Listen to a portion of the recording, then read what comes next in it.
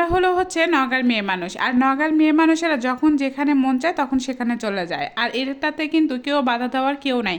আর কেন বলছে এই কথা সেটা কিন্তু বিস্তারিত একটু পরেই বলবো, কিন্তু আজকে আপনাদেরকে নিয়ে গিয়েছি একদম ভরপুর খাবারের দোকানে। শুধুমাত্র কিন্তু আজকের জন্য এটা তৈরি হয়েছে, কিন্তু কালকে থেকে কিন্তু আর পাবেন না। মনে করবেন যে এটা প্রতিদিন গেলে প্রতিদিন পাবো, তা কিন্তু না। এটা কিন্তু শুধুমাত্র আজকের জন্য। অনেক কদিন আগে একটা ভিডিওতে আমি কিন্তু আপনাদেরকে দেখিয়েছিলাম যে এই জায়গাতে একটা ওয়াজ মাহফিল হবে, আর সেই ওয়াজ মাহফিলে কিন্তু আমাদের এখানে কি কি হয় সেটাই কিন্তু আজকে আমি আপনাদেরকে দেখাবো। এখন কিন্তু মেয়ে ছেলে কেউ পিছিয়ে নেই, সবাই কিন্তু আমরা একত্রে কাজ করছি। যাই হোক, এই যে মেলাটা দেখছেন, এই মেলাটা কিন্তু এমনি এমনি মেলা না। এটা হচ্ছে মাঝখানে একটা ওয়াজ মাহফিল হচ্ছে, সেই ওয়াজ মাহফিলের পাশে এরকম কিন্তু খাবার দাবারের দোকান বসেছে, আর সেখানেই কিন্তু আজকে আমি চলে গিয়েছিলাম।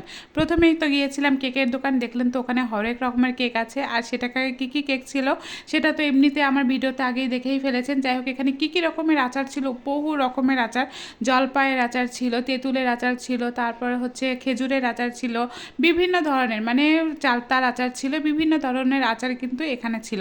এটা হচ্ছে এই লোকেশনটা কোথায় সেটা কিন্তু আমি একদম বিস্তারিত বলবো ভিডিও শেষে।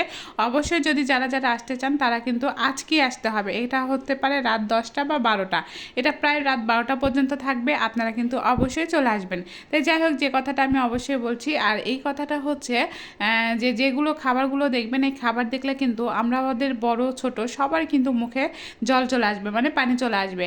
আর এই যে তিলের খাজা, তিলের খাজা কারা কারা পছন্দ করেন অবশ্যই কিন্তু বলবেন। এই তিলের খাজাটা ছোটোবেলায় কিন্তু অনেক হচ্ছে ওই যে ঘাড়ে করে নিয়ে আসে না সেই কটকটি আলারা, এখান থেকে কিন্তু কিনে খেয়েছি। এটা হচ্ছে নাড়ু ছিল, নারকেলের নাড়ু ছিল, তিলের নাড়ু ছিল, এমনি হচ্ছে বিভিন্ন ধরনের নাড়ু ছিল, মোরব্বা ছিল, এই যে যেটা দেখতে পাচ্ছেন এটা মোরব্বা ছিল, এটা চালতার আচার ছিল, বিভিন্ন ধরনের আচার, আমতা, মানে এমন কিছু খাবার নাই যে এই জায়গাতে পাওয়া যায় না। এখানে আমি জানি না যে অন্যান্য জেলাতেও কিন্তু বিভিন্ন ধরনের মেলা হয়, বিভিন্ন ধরনের উৎসব হয়, বিভিন্ন ধরনের ওয়াজ মাহফিল হয়, কিন্তু আমাদের মতো কি এই ওয়াজ মাহফিলের মতো কি এইরকম হচ্ছে খাবার দাবারের দোকান, তারপরে কসমেটিকের দোকান, খেলনার দোকান আপনাদের ওখানে বসে কিনা অবশ্যই কিন্তু আমাকে জানাবেন। ঠিক কিন্তু আপু আমাকে চুড়িগুলো দিচ্ছিল, আর চুড়িগুলো দেখেন বাসায় তৈরি করা, এত সুন্দর ছিল। আপনি যে কোনো শাড়ির সাথে ম্যাচিং করে এটা পরতে পারেন, বা থ্রি পিসের সাথেও পরতে পারেন।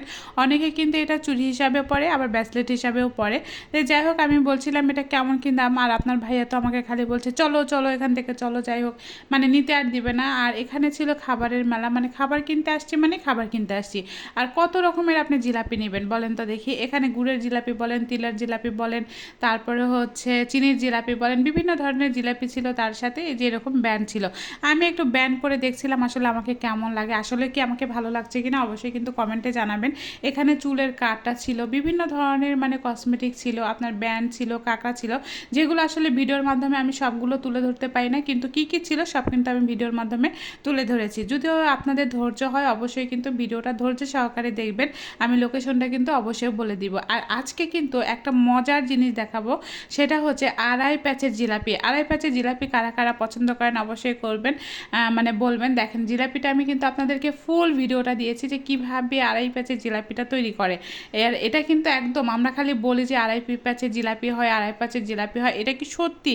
আসলে আপনারা গুনে দেখবেন, ঠিক আছে? আমি যে ভিডিওটা দিয়েছি এখানে কিন্তু একদম আপনারা গুনে দেখবেন, দেখবেন এখানে কিন্তু এক পাক হয়ে গেল, এখন কিন্তু এক পাক হয়ে গেল, এখন কিন্তু দ্বিতীয় পাক। তারপরে কিন্তু আপনারা বলবেন যে আসলেই কিন্তু ঠিক এখানে আড়াই প্যাচেরই কিন্তু জিলাপি হয়। আমি শুধুমাত্র নামই শুনতাম যে আড়াই প্যাচের জিলাপি হয়, আড়াই প্যাচের জিলাপি হয়, কিন্তু আজকে যখন বানানো দেখলাম, একদম বাস্তবে দেখলাম, তখন দেখলাম যে একদম ঠিকঠাক আড়াই প্যাচের জিলাপি কিন্তু এখানে হচ্ছে। তো যাই হোক, এখানে কিন্তু এই জিলাপি ভাজার জন্য তখন এই ভাইয়ের কাছে চলে গেলাম। ভাইয়াটা সুন্দরভাবে কিন্তু আড়াই প্যাচের জিলাপিটা করে দেখালো। আপনারা কি গুনেছেন কিনা জানি না, অবশ্যই কিন্তু গুনবেন এবং দেখবেন। ভিডিওটা যদি একবার আপনারা স্কিপ করে যান তাহলে কিন্তু অনেক বড় একটা ভুল করবেন। পরবর্তীতে কিন্তু অবশ্যই দেখবেন যে এখানে গুনে গুনে দেখবেন যে আড়াই প্যাচের জিলাপি কিন্তু এখানে পাওয়া যায়। আর এই চাচাটা অনেক রকমের পাঁপড় নিয়ে বসেছিল, চাচাকে দেখে আমার অনেক খারাপ লাগছিল। তো যাই হোক, এখানে কী কী ধরনের হচ্ছে পাঁপড়গুলো ছিল, মুড়ির মোয়া ছিল, চিড়ার মোয়া ছিল, মানে শীতকালে যে খাবারগুলো আসলে আমরা বসে থেকে লেপের মধ্যে বসে থেকে খাই সেই ধরনের খাবারগুলোই কিন্তু এখানে ছিল। সাথে কিন্তু ওই যে বাচ্চারা দেখছেন পিছনে, ওরা কিন্তু কেক বিক্রি করছিল। আসলে কি আমরা মেয়েরা যেমন পিছিয়ে থাকি না, তেমন কিন্তু ছেলেরাও পিছিয়ে নেয়। এখন ছেলেদের পাশাপাশি কিন্তু মেয়েরাও সব ধরনের কাজ করছে, আর আমার মনে হয় যে এটা সবচাইতে ভালো। বাসায় থেকে যদি আপনি উৎসাহিত পান তাহলে আমি বলবো কেন করবেন না, অবশ্যই করবেন। তো এই যে পাঁপড়গুলো, এটা কিন্তু চালের পাঁপড়। এখন হয়তো অনেকে বলবেন যে আপু এটা কিসের পাঁপড় বললেন না না। তো এটা হচ্ছে চালের পাঁপড়।